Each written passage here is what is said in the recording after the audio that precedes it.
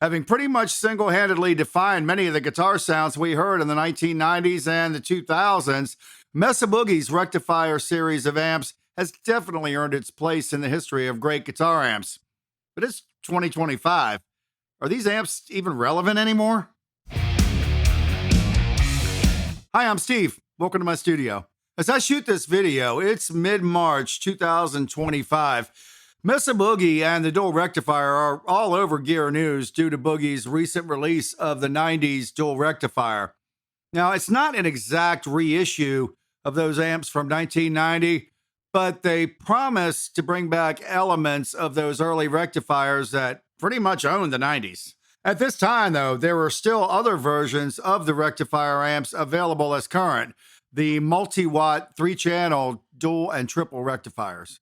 Early on, and even sometimes today, the rectifier amps are accused of being one-trick ponies, usually by people who haven't spent any time with one. The truth is, these amps are incredibly versatile, especially the 3-channel multi-watt dual and triple rectifier. While usually associated with those crushing nu metal tones of the 90s and 2000s, metal isn't the only thing that these amps do well. The engineers over at MESA Boogie are always experimenting, tinkering and improving and revising, and they have certainly done some revisioning on the rectifiers. For starters, they brought the clean channel from the acclaimed Lone Star line of amps over to the rectifiers. This is just a beautiful sounding clean channel.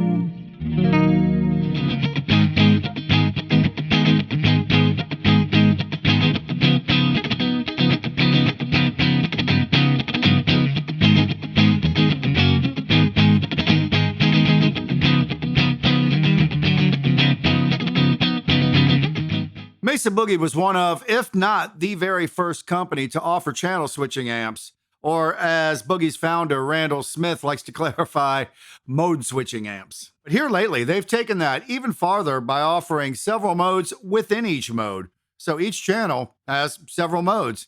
If you watched my recent video on the Mark 7, then you saw that that's a 3-channel amp, and each channel has 3 very distinct modes. That's a 9-channel amp. The same is true with the rectifiers, with channel 1 having 2 modes. Channels 2 and 3 both have 3 modes, which, to my knowledge, are identical. We'll get to those in a minute or two. Now, channel 1 features the clean mode, which you just heard, and also the pushed mode, which is great for a nice classic rock crunch or even some lead stuff.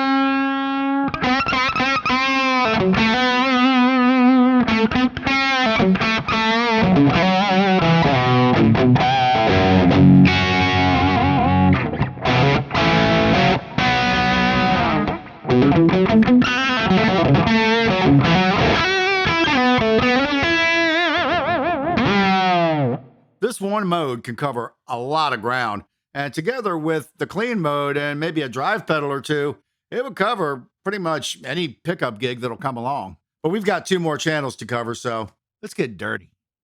Over here on channel 2, I'm going to start with raw mode, which is, as the name implies, raw. Think of it as a step past push mode on channel 1. This mode is great for that sweet classic rock crunch if you want to go a little beyond push mode and not use any pedals.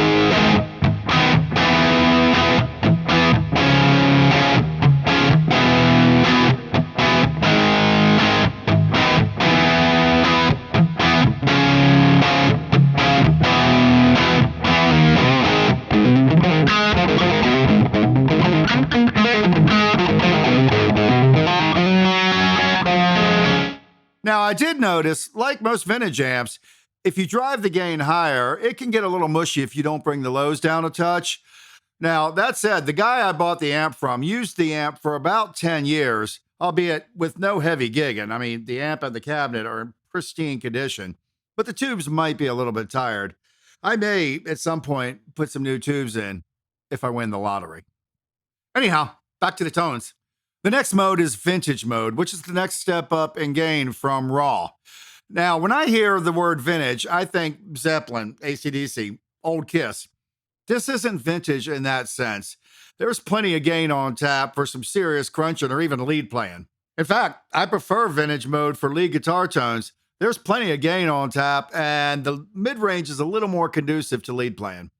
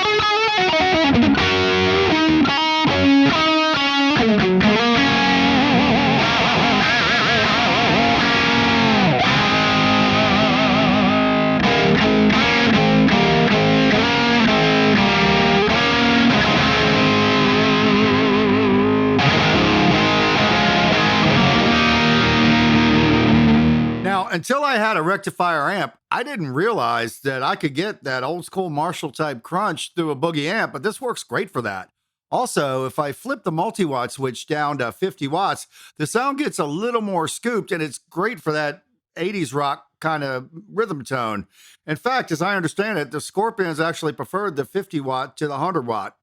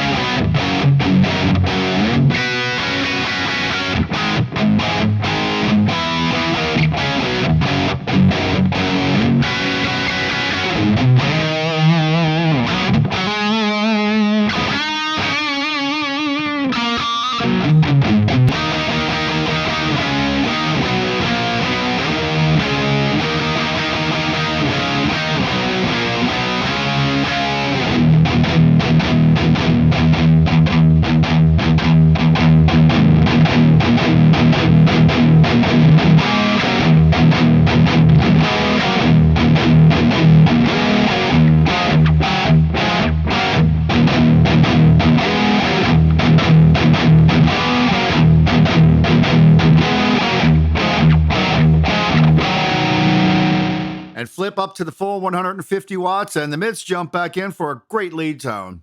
And if that's not enough, the multi-watt feature is assignable per channel. So you could set up channels 2 and 3 in vintage mode, set one to 50 watts, set the other to 150, and switch between them for your rhythm and lead sound. It's just another thing that makes these amps so flexible. I've saved modern mode for last because it's the sound that rectifier amps are most known for, so it's old hat, right? Right?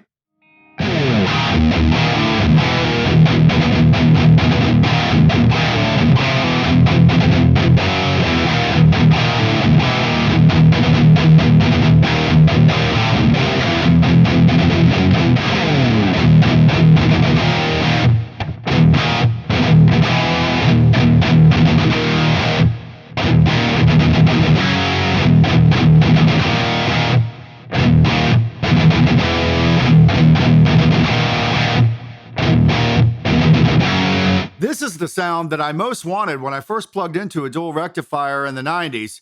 I don't know if I got a hold of a lemon or a bad revision or what, but that ain't what I heard. What I got was loose, flubby. It sounded like crap. Needless to say, I was unimpressed. It was years before I learned that people were running boost pedals up front to tame the lows and achieve that killer rectifier crunch. With this version, though, I'm finding that I'm getting some great crunch tones with no need for a boost. Just the guitar straight into the amp.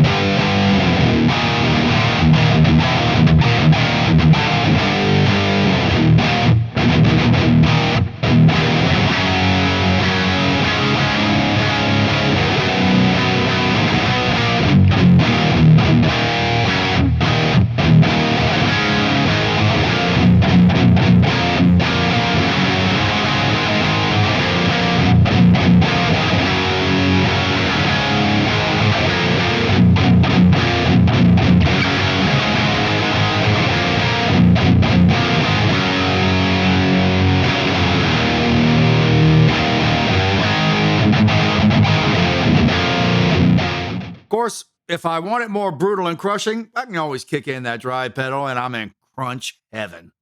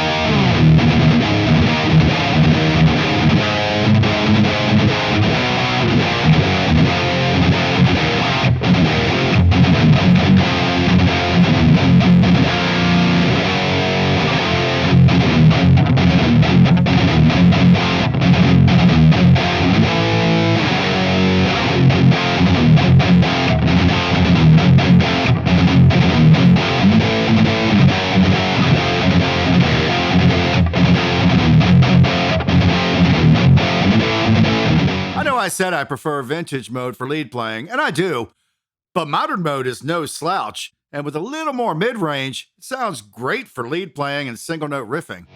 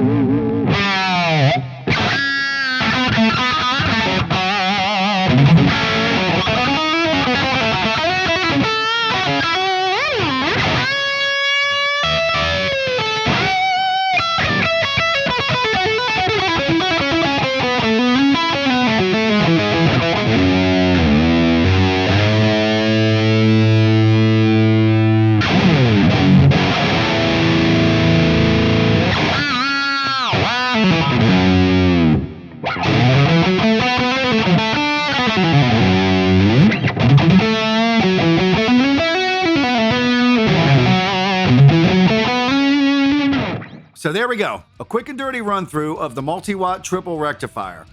At the beginning of the video, I asked if these amps are still relevant in 2025.